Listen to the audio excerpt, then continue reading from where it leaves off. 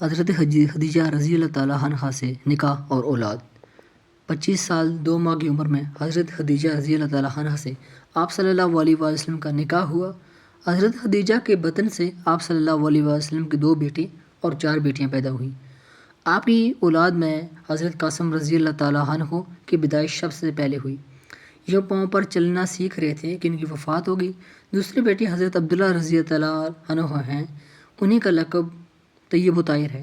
پیدائش کے کچھ عرصہ بعد بھی ان کا انتقال ہو گیا۔ ان کی ولادت آپ صلی اللہ علیہ وسلم کو نبوت ملنے کے بعد ہوئی۔ جب آپ کی عمر 30 سال تھی تو آپ صلی اللہ علیہ وسلم کے ہاں آپ کی بڑی بیٹی حضرت زینب رضی اللہ تعالیٰ عنہا کی پیدائش ہوئی۔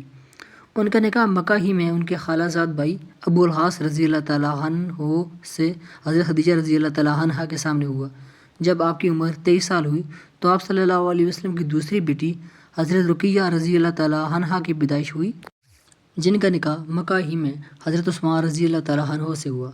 آپ کی تیسری بیٹی ام کلثوم ہیں، جن کا نکاح مدینہ میں آپ صلی اللہ علیہ وسلم نے حضرت رقیہ رضی اللہ تعالیٰ عنہا کی وفات کے بعد 3 ہجری میں حضرت عثمان سے کیا تھا۔ نبوت ملنے کے بعد آپ کی عمر 41 سال تھی تو آپ صلی اللہ علیہ وسلم کی چوتھی صاحبزادی حضرت فاطمہ رضی اللہ تعالیٰ عنہا کی پیدائش ہوئی۔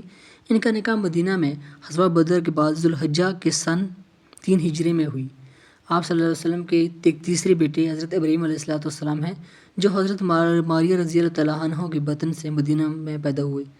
17 ماہ عمر پا کر 10 ہجری میں ان کی وفات ہوگی۔ تقریباً 33 برس کی عمر میں آپ صلی اللہ علیہ وسلم پر غیبی اسرار کا ظہور شروع ہوا۔